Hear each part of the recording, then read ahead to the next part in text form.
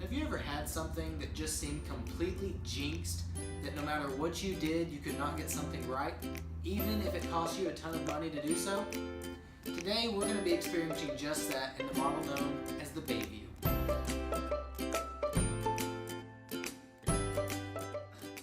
You see, I had a customer that came to me and they wanted to kind of piece together a house to really get them exactly what they wanted. They wanted something like the rounded bay from the Trinca, with the double loft of the Eagle's Landing, with the hutch of a house that wasn't even made by the same company, but they wanted Platinum to build it because they liked their quality and their features. So what did we do? We took everything together, we sent it to the factory, and we said, can we do this? And they said, yes, we can. So whenever the house got completed, we realized that the factory had actually cut back the end walls on the front and the back of the house. So it made the exterior of the home look like a complete box, which was nowhere near what the customer had intended.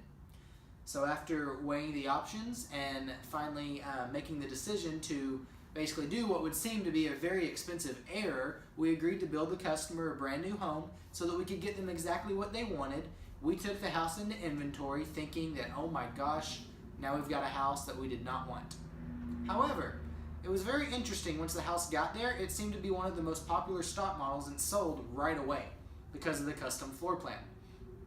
Then, the second part of the jinx is whenever we decided to bring one into inventory because it was so popular, we ran into some issues with the colors. You see, our general manager did the first page of the order sheet for the Bayview, this house, but she did the back page that has all of your color selections for one of our cabins. So whenever the house arrived, imagine her face whenever she saw the house that was nowhere near what she intended. You see, Rebecca's a perfectionist, and whenever you have a mistake like that, that's actually a pretty expensive mistake, with a perfectionist, those two don't go well together.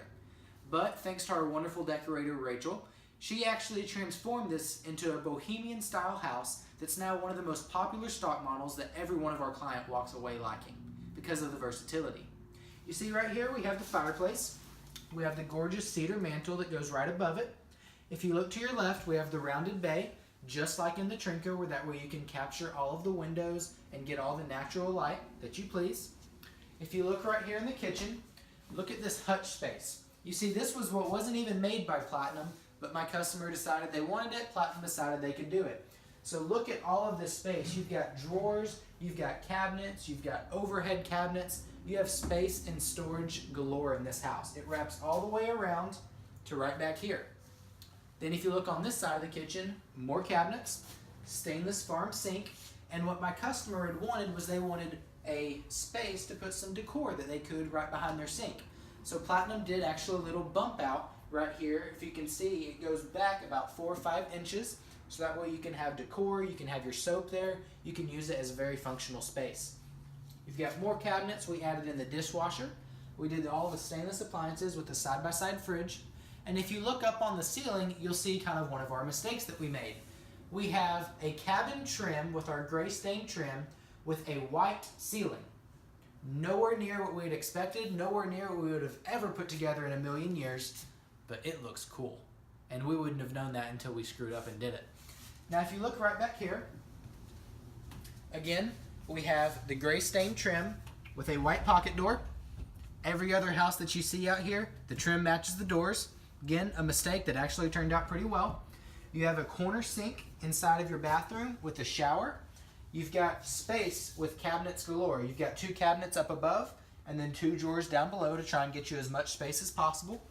You've got, again, the side-by-side fridge. You have the stackable washer dryer. It's actually front load. Same type of stuff that goes in a normal site-built house. It's GE, great brand. Then as you lead into the bedroom, you've got, again, white doors with the cabin trim. Looks pretty cool. You've got the barn doors too, so they slide right back and forth. You've got tons of space here for your drawers, for your storage of your clothes. You got another door. You've got one thing that's really unique that one of my clients did that designed this floor plan is they actually did not have this built in here for the extra drawers. They left all of this open. So that way whenever their bed was out here, whenever they got out of bed in the morning, they had a lot of extra space to get around, because in a tiny home bedroom, you can lose some space where it feels a little bit tight, where it's maybe not very functional for you. So we did a little bump out here, that way they could have the extra room. But in ours that we decided to bring out here, we wanted to showcase another option. So you've got drawers going all through here to try and get you as much storage as possible. If you look right over here, again, not something we intended. You've got two different types of windows right here. You've got the clear story type window right here, and you've also got this regular window. Another option that you have is if you do not want this window, you can do two of these on either side of your bed. That way you can get a lot of space and a lot of light coming in, so that way you can put your bed right up here and you don't have the sun that's going to shine on you in the morning.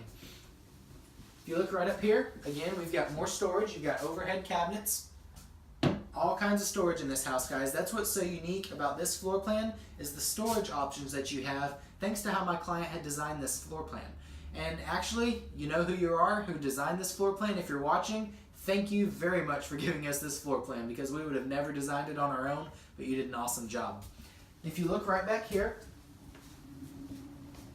you'll see the wooden stairs that we have going up to the loft. Again, we did these instead of the carpet. That way you could try and make it as functional as possible. And if you follow us up, we're going to check out the two lofts that we have upstairs. Now that we've made it up to the loft, you'll see all of the space that you have in this split loft, also known as a double loft. You've got cabinetry right here to help you with a bunch of storage features. If you look right inside there, we've got some supplies in there where you can actually hang the rod going right across there, so you can make it like a little clothing closet area. We slid it right in between the archway back here that gives it a bunch of character inside as well as outside. And then if you look around, you've got access to both lofts right here from either side, thanks to the little walkway that my clients had designed right there. That way you can try and get as much space as possible. You can even lay an extra sleeping bag there. You have space galore in this house. Thank you for staying tuned with us for another episode of Tiny Home Tuesday here, and experiencing how we're human as well. Sometimes we make mistakes, but we always try to do what we can to make it right. And remember, stay tuned for next week and the next episodes to come, so we can see what kind of mistakes Rebecca can make again.